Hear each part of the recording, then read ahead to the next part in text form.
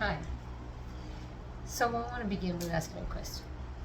How many of you have Instagram, YouTube, Snapchat, Facebook? Quite a few of you. I want to share a slightly uncomfortable and awkward fact. My 10-year-old daughter has TikTok and a YouTube account. The accounts are private. She's not allowed to post. I see everything that is happening on all her interactions. We are on a family plan. Yet, I am still very uneasy about the amount of information and the fact that my child is online. The amount of information that she has available to her is simply astounding. While the internet and social media offer a variety of instructional, educational, entertaining, and even enjoyable content, I feel it also limits the amount of social interaction our children are having, causing them delays in their emotional and social development. Research is showing a rise in pediatric depression and anxiety. Social media offers an excellent way for children to stay connected, build friendships, and learn new skills, especially in this time that we've just experienced during the COVID epidemic. But it also has a dark and inappropriate side, where cyberbullying is rampant and predators are abundant. Social media can be detrimental to physical health, lead to obesity, diabetes, and poor mobility, amongst other health issues, including mental health. The physical and mental well-being need to be at the forefront of our minds at all times. The amount of screen time that our children are exhibiting or even experiencing can cause a disconnection from reality and a dependency on the devices and the information that is being revealed to them.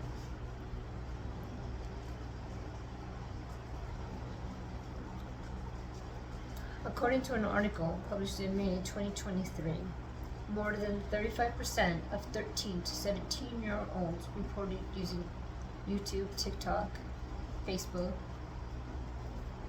almost, quote, constantly. In another study, it was found that approximately 90% of children by the age of 2 have already had an online presence via parents' pictures, online videos, and of the like. This is especially troubling given the predatory nature of the internet. Those between the ages of 8 and 18 spend an approximate 7.5 hours a day behind the screen, between school and home. This is an average of 114 days out of 364 days a year. An increase in screen time can lead to poor social skills, an increase in school or peer-to-peer violence, low self-esteem, and in some cases, it can cause a child to be manipulated into doing things he or she would not normally do. Make no mistake, this can be your child. There was a staggering 35% increase in sexual exploitation reports in 2021.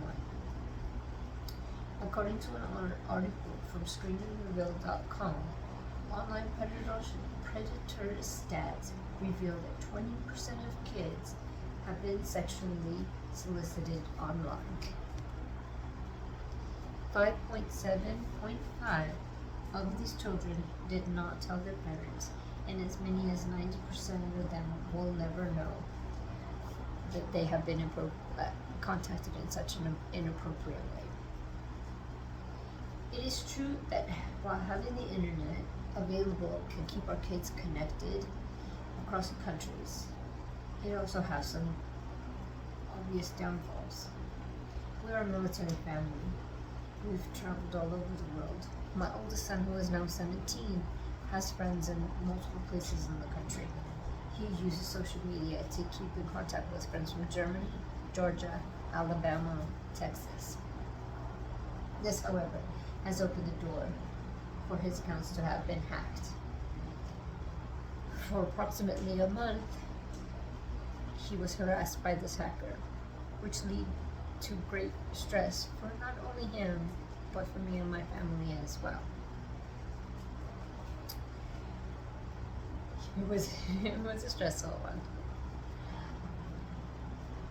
I am also aware, however, that some children thrive being homeschooled and prefer having the only kind of quote, connection via online schooling.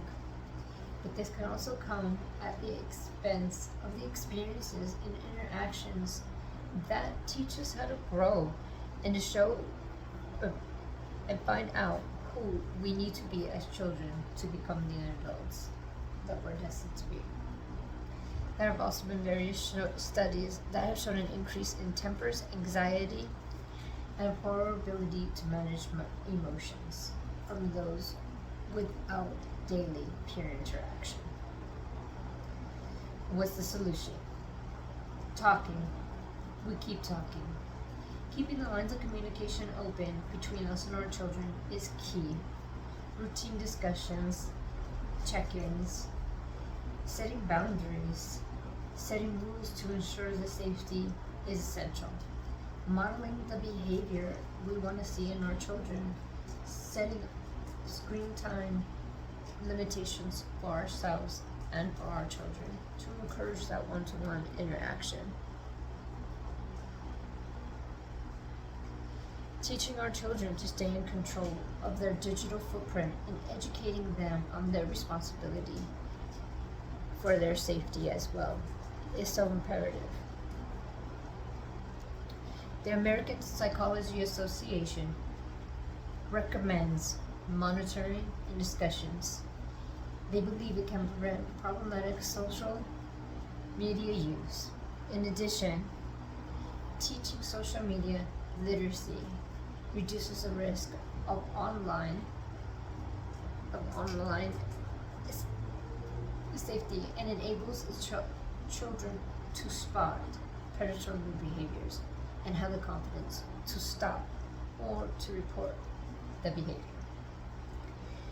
Acknowledging that there are limitations to the amount we know of the lasting and permanent effects of social media on our youth should not limit or stop the education that should be provided. It should only encourage us to provide more and expand our efforts. I walk a lot for work.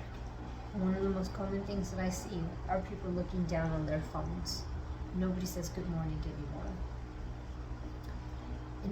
Instead, people text, and that is their form of communication. Can you imagine? We live in a world where verbal communication is no longer the way of communicating. The new social norm is via text. That is what I imagine our world to look like, and that's a scary world.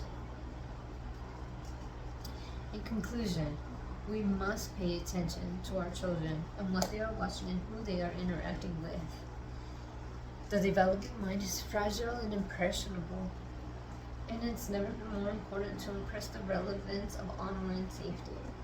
Implement parental controls, social media literacy, and strategies to protect our children. We can reduce the potential risks online. It is all our responsibility to build a safer online atmosphere for our children. My 10-year-old and I, we've had some long and detailed conversations about social media, the internet, how to behave with them, and the implications of her health, both physical and mental. She knows it's my job to guide her and show her the right direction, but also limit those interactions. And at the end of the day, I know my children are safe and they know that they are loved. Thank you.